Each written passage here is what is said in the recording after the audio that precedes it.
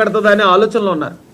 ఈ సమయంలో main line leaders చూడండి, మనకు అప్పుడు ఈ సోషల్ మీడియాలోనూ లేకపోతే మీడియాలోనూ మాట్లాడే లీడర్స్ ఎవరు ఈరోజు కనీసం మీడియా ముందుకు రావడానికి భయపడే రోజులు. ఒక్క వెంకటరెడ్డి గారు మాట్లాడుతున్నారు మీ దాంట్లో, ఆయన అప్రిషియేట్ చేస్తున్నాను నేను. కానీ మెయిన్ లైన్ లీడర్లు అందరూ కూడా చాలా మంది పరారైపోయారు, కొంతమంది జైల్లో ఉన్నారు, కొంతమంది అండర్ గ్రౌండ్లోకి వెళ్ళిపోయారు. ఈ పరిస్థితిలో పార్టీకి మళ్ళీ నూతన ఉత్తేజం వస్తుంది అని ప్రజలకు డైరెక్ట్గా జగన్మోహన్ రెడ్డి గారు వచ్చి ప్రెస్ మీట్ పెడితే నమ్మరండి. అందుకని సైకలాజికల్గా మేమే వస్తున్నాం మళ్ళీ అనే మాట ఎదుటోడికి ఇచ్చే వార్నింగ్ ద్వారా ఆ పార్టీలో మళ్ళీ ఆ క్యాడర్కి కానీ లేకపోతే ప్రజలకు కానీ లేదు మళ్ళీ పార్టీ అయితే మళ్ళీ బ్రతుకుతుంది అనే ఒక ఆలోచన కల్పించే సైకలాజికల్ టెక్నిక్ అండి అది.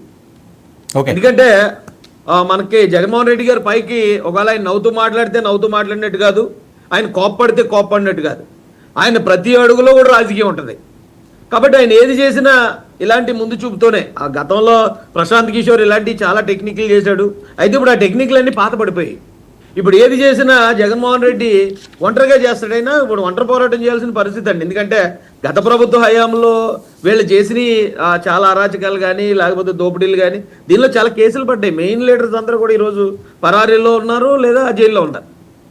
ఈ పరిస్థితుల్లో ఎవరో కొద్ది మంది, నిజం చెప్పాలంటే వెంకటరెడ్డి లాంటి వ్యక్తులు, ఇలాంటి వ్యక్తులు మాట్లాడడం కూడా ఒక రకంగా చాలా ధైర్యవంతులనే చెప్పాలండి ఈ సమయంలో.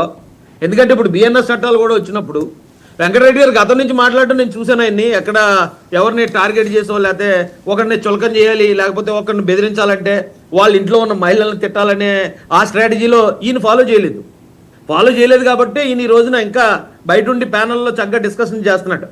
గతంలో ఈ అధికార మదంతో అధికార మదం పోలీసులు మమ్మల్ని ఏం చేయలేరు, మేము ఎక్కడికి వెళ్ళినా సరే వస్తామని అధికార మదంతో ఆ టైప్లో మాట్లాడిన వాళ్ళు అందరూ కూడా జైల్లో ఉన్నారండి. ఓకే రాజేష్, ఒక్క విషయం రాజేష్కి ఎవరి మీద అంత భయం లేదు, నాకు తెలిసి అంత విపరీతమైన ప్రేమ ఉండదు.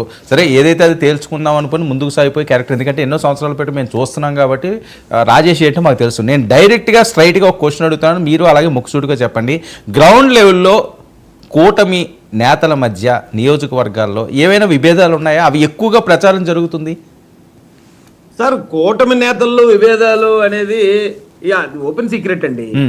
కూటమి నేతల్లో విభేదాలు ఖచ్చితంగా ఉంటాయి. ఎందుకంటే రెండు పార్టీలు, రెండు విరుద్ధమైన భావాలు, విరుద్ధమైన సిద్ధాంతాలు, ఇలాంటి పరిస్థితుల్లో విభేదాలు లేకుండా ఎలా ఉంటాయి? ఎందుకు ఎగ్జాంపుల్ అడుగుతాను సార్. ఇప్పుడు వెంకటరెడ్డి గారు ఎక్కడ ఉన్నారు, వాళ్ళు ఒకటే సింగిల్ పార్టీయే, మేము సింగిల్గానే వస్తాం, సింహంలాగా వస్తాం అని చెప్తారు వాళ్ళు.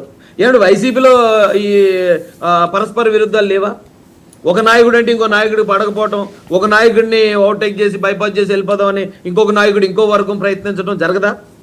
అరే ఇద్దరు అన్నదమ్ములు ఉంటే ఇద్దరు అన్నదమ్ముల మధ్య బోళ్ళని విభేదాలు వస్తాయండి. కాకపోతే ఆ వచ్చిన విభేదాలని సామరస్యంగా ఎప్పటికప్పుడే పరిష్కరించుకుంటారు. సామరస్యంగా పరిష్కరిస్తున్నారా?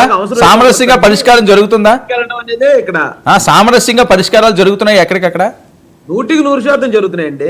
100% జరుగుతున్నాయి.